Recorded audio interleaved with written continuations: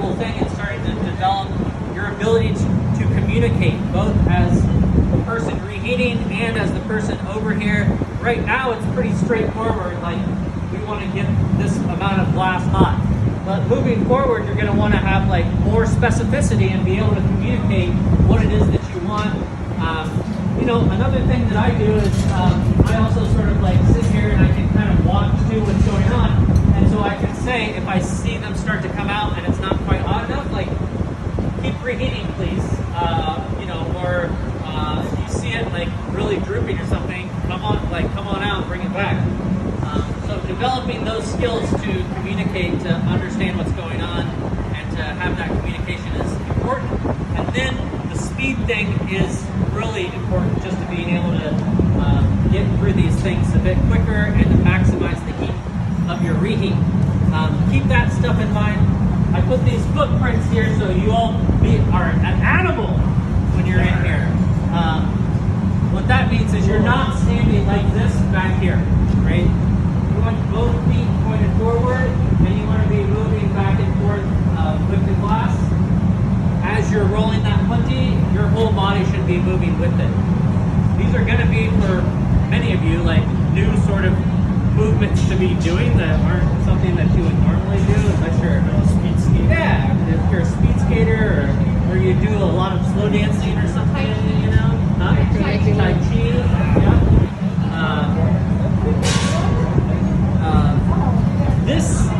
This is also a movement art, right? This is a movement practice. So everything that you learn in here, much like Tai Chi, yoga, all that stuff, is really about following these movements. And, you know, while people do it slightly differently, there is a right way and a wrong way. And so what I'm showing you oftentimes doesn't mean you can't get the same thing done when you're working on something this big. But once you want to start to size something up, if you're doing this, you'll have no control, and you won't be able to do things as effectively. So it's about setting in place those habits and those movements so that they become sort of more organic as you're trying to do more complicated stuff. So I'll talk about also getting in and out of the bench, because I see a lot of you cutting corners on like getting in and out of the bench and putting those right hands down. The more comfortable you get doing that, the more likely at some point in the next couple of weeks you will burn your hand by setting it in the wrong place, if you haven't done so a little bit already. I think I saw a couple people go like, because they touched it just for a second and found out. But you'll be so preoccupied with something that if that's your habit, you're going to sit down and grab it, because you're going to want, it'll be out of control, and you'll want to control it, you're going to grab it, and that's when you'll burn your hand. So, back to those basic things that we went through last week on getting in and out of the bench, and on Monday of getting in and out of the bench, of using the jacks, making sure that we're leaning all the way up to this side. And if you can, you want to also like move your body outside of the bench. If you're here, your line of sight is an angle to what you're trying to do. So if you can lean out here, you do want to lean out and have your head more in line with where your hands are and where the piece is.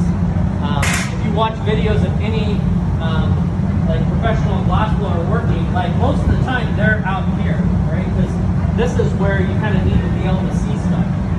There's ways around it. That doesn't work for everyone, but know that that will really help to improve your ability to get things straight and be consistent. Okay. Any questions or reflections on your first caterpillars? How many of you got one? One caterpillar? Segment 2? 3? 4? Oh my God. 5? All right, nobody's testing out the class. Did I mention that last time? Sometimes I say that. If you get 5 the first time, you automatically go to class. That's not true.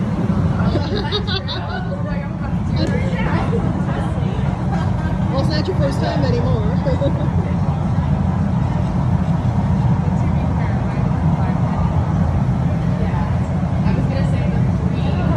So as you probably noticed, the level of the glass in the furnace has changed since you were here on Monday. It's a little bit higher. It's just something to pay attention to. Always those first gathers are when we get them all the way up to here, right? But moving forward, you should start to get comfortable with like a change in range, but something of somewhat consistency in, within about 8 inches to a foot of distance is kind of where you'll be gathering the same distance or the same depth every time. So get used to that. A lot of this is about training for muscle memory, right? To kind of like do the same things over and over again. So try and understand like what's working, and especially try and understand what's not working, and either remedy that, understand what that is yourself, or ask questions about like what it is as like what's a strategy, like ask me or the TAs, what's a strategy to correct that stuff, because there's always a way. So your first gather, ideally you're letting it get out past the end of the metal, and then you're not letting it get too cold, right? I want to keep the color in here, just wait till it's cooled down so it's not moving.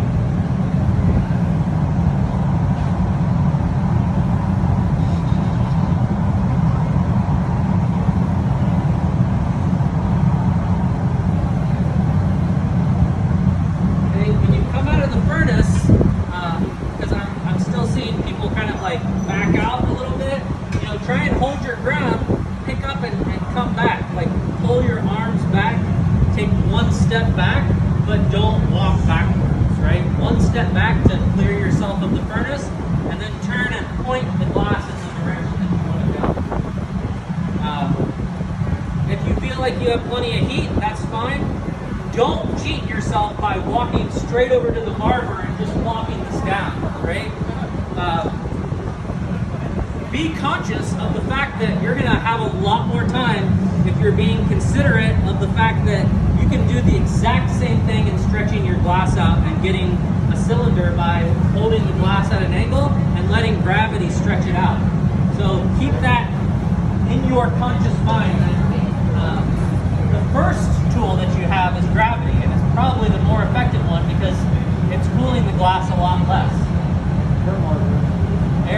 Air barbering, as it's called. So then to be able to go over to the barber, I want to come up to it. Another thing to get used to is trying to get around the studio efficiently. So I don't want to take small steps. If I can get over here in a couple of steps, start below level, point my feet at the barber, be an animal. And then come up to just a little bit above level as I'm turning. I have a little bit of a wiggle in here, but that's not that big of a deal. I'm more focused on just working with the glass as hot as possible. So if I get it close enough to round, that's good enough for what we're doing. Also, as you tool it, you're going to continue to round it out. To get into the bench, I want to take a step in, open the gate nice and wide. When I do, put that right hand up. You guys need to still do that so that you don't get in the habit of grabbing with your right hand. Slide myself over, grab the jacks, and lean out. I'm going to start straight up and down with the jacks and make as many lines as I can, just sort of starting those lines. If I start to feel it slip or wiggle, what do you think I should do? If anything happens that's not what I want to have happen, I should just reheat, because the heating of the glass is going to soften it. It's going to correct a lot of those small errors that you make, and then you'll be able to recover and get back into those lines much easier to tighten them. Can you be my partner here real quick? So to go back into them, or if I have one that has a little bit of a wiggle to it, I can angle the jacks out and then go back to straight up and down. So that's essentially, I'm changing where the jacks are touching on the glass, and that way it allows me, if I have a wiggle, to make more of a channel and then go back and make the groove.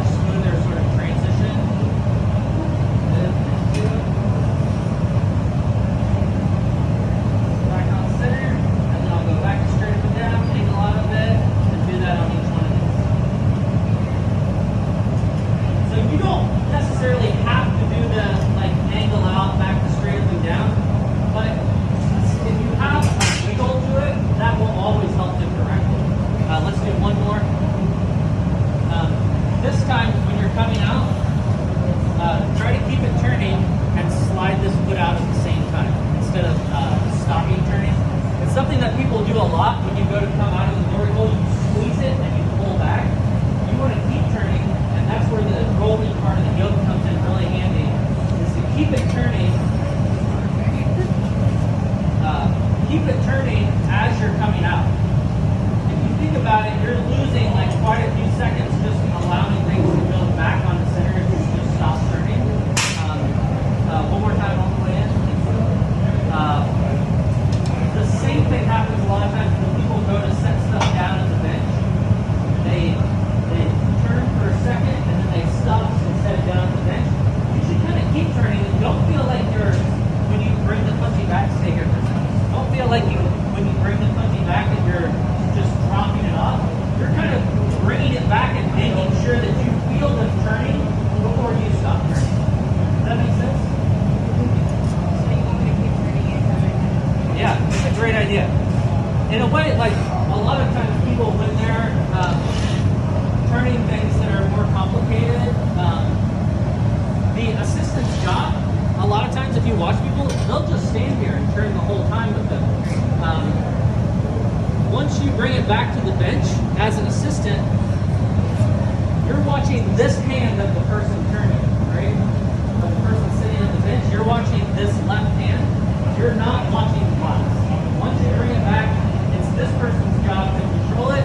It's your job to be their extra set of hands on it. So one more time. As hot as you can get, crazy hot. So what I'm trying to do now is to try and get that jack line that's closest to me smaller than the rest of it. Because to break this off, I want that jack line that's closest to me to be the smallest one so that when I go to bump this off, that is going to be the tightest line to step all the way in. So then it's the tightest one. If you start to feel the jacks kind of grinding and stuff, put a little wax on them. That helps to kind of lubricate stuff. So it's not a lot tighter, but it is, I can see, a little bit tighter than any one of these. So this is a good thing to have as a setup before you go to try and knock something off. You can also see that where my jack line starts is past the end of the metal. That's really important. If you see the end of the punty up into this first ball here, you will not keep that first ball. It will eternally stay on the end of that punty until it breaks off in the knockoff bucket.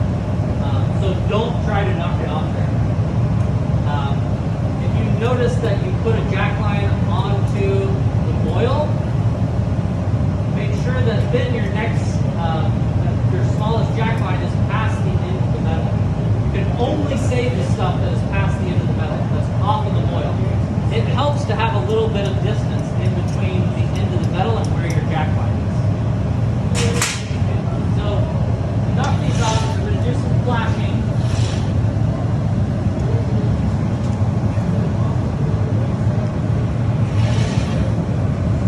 Need someone to suit up? Yeah, can you? So, what we do to suit up over here is we have, let me have you go grab some leather gloves. They're at the top of the leather gloves are better. It's kind of cool. At the top of that locker that's open right next to the refrigerator, there's some leather gloves. So, this part is really important. You're going to be putting a good portion of your body into a 960-degree oven. So you want to make sure that you're fully covered. These gloves, these are Kevlar gloves. They're meant for grabbing onto the glass directly. They're kind of cumbersome when you're trying to manipulate these. So it's better to use the leather gloves. So you will always at least have the leather gloves off if you're using on, if you're using the tongs. And then you'll put on this welding jacket. And then you'll also wear this face shield. So all those things really important. Even if you're wearing long sleeves, it's still very easy to burn them if you don't have these on. So this is all like fireproof stuff, and it will also keep you from your face from getting blasted with the radiant heat, your hands from getting scorched by like sticking them in there without the gloves on.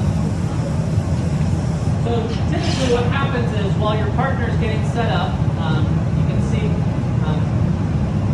Kevin's got the system down over there. I'm continuing to flash. So I'm looking at the color of this. Right now I don't see any color in the punty, and there's just a little bit of a yellow tint to the glass. That's not hot enough. That means that if I go to knock this off, I have a pretty good chance of this cracking. So what I want to see is, now you can see after that flash, I have a little bit of color in here, and there's some slight movement in the glass. That's a good indication that I have enough heat to be able to, even if I'm at bench 2, to be able to walk all the way across the studio and knock this off. I'll still take one more heat all the way in. You guys clear aside of there, and everybody else hop up and come right here around our knockoff stage. Even closer, come around right away. Okay. So when I come over here to knock off, you guys can come in close. Go ahead. When I come over here to knock this off, I set it down just like I'm getting into the bench. Keep my left hand in place, because I want to be able to put water on there, and I don't want to try and reach over like this. I want to move myself around so that I'm right here, just like when we're sitting at the bench, right? That our right hand is closest to the glass. So I point this up at an angle, I put water on here, and it crawls into that jack line. You see that? I didn't put the water on the jack line, I put it below the jack line so that the water crackle crawls into the jack line. One big drop or a couple drops in one spot is what you want. Don't just douse the whole thing. That works against you. Go ahead and grab it. So pointing that watermark up, I grab the bonky stick and I bonk it. I open the door all the way up. See that? 90 degrees, open it all the way up.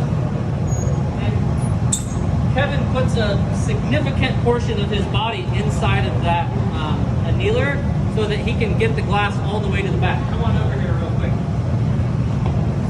You can see where all the stuff's been loaded. It's all in the back on the bottom first. So we load back to front, top and bottom, right?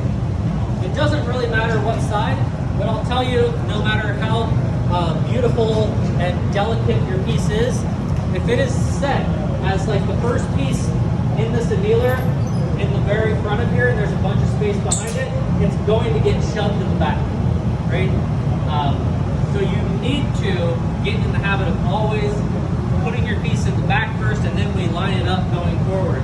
You have to put the whole day's work in here, right? So each one of these annealers is like, we cycle them one day and the next day.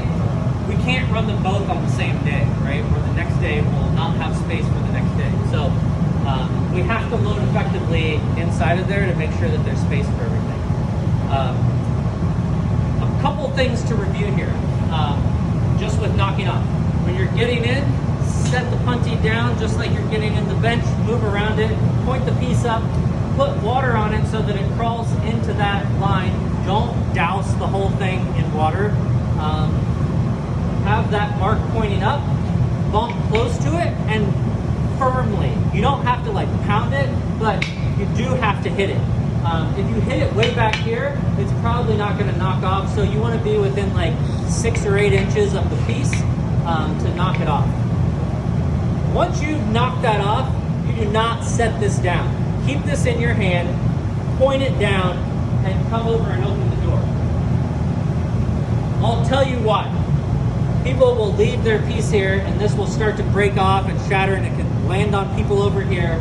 Or people set it down right here, and then they turn around, come back, and they grab it right here, and they burn their hand. Either way, just don't do that. This stays in your hand the whole time until it goes into the bin over there. Keep it in your hand. Open this door all the way up. It should be a 90-degree angle so that the person loading into the annealer has plenty of space to get in.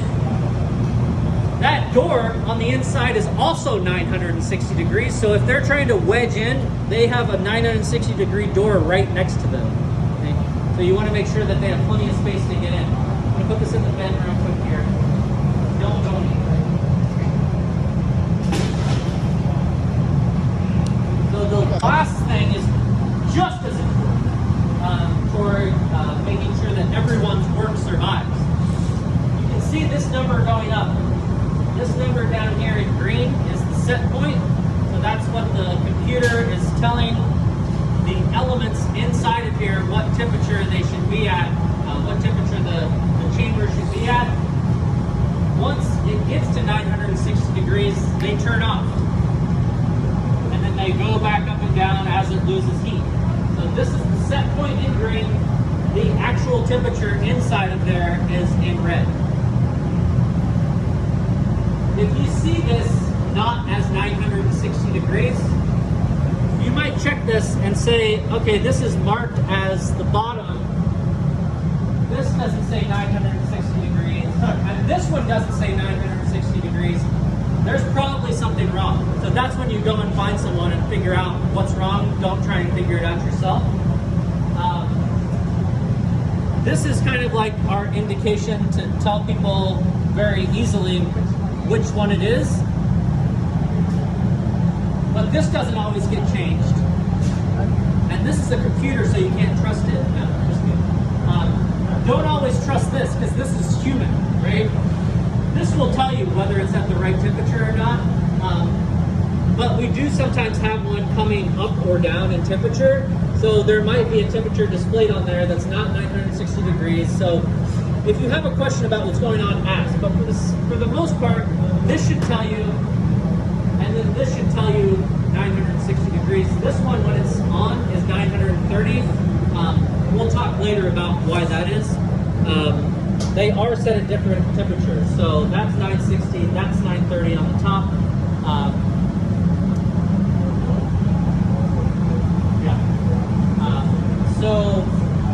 Which is actually the same temperature.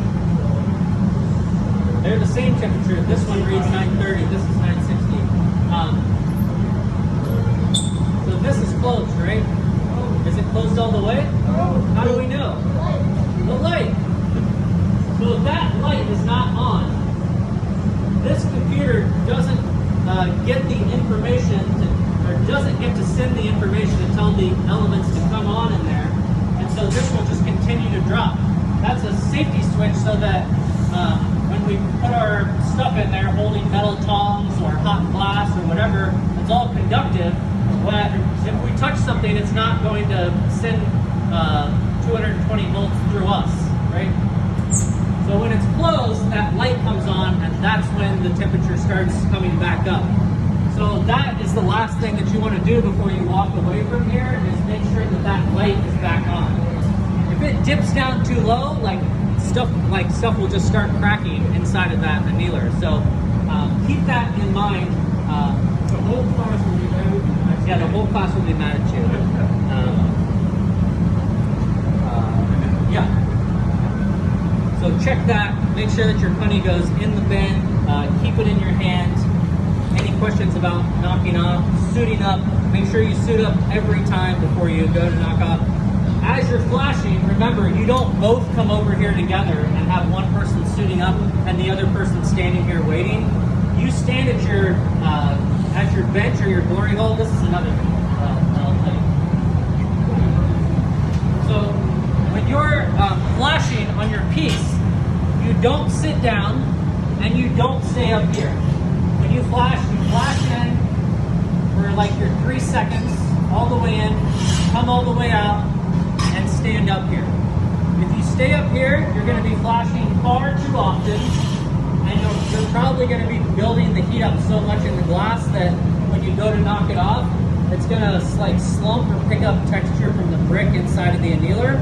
And if you sit down over here, I guarantee you will get distracted or just sort of forget, and you will not flash enough. So while your partner is going to suit up, you continue to flash, and you're looking for color in the puntee, a little bit of color in the glass, but also a small amount of movement from where that closest jack line is. So make sure you do that while your partner is getting ready. Sometimes also there's a queue, right? Like there's people waiting because sometimes there's 3 people who all need to knock their piece off at the same time.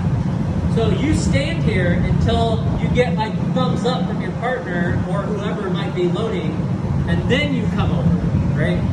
Don't come over and wait, because chances are if you're waiting, your piece is gonna crack. All right. Now any questions? Great. Okay, let's just keep going.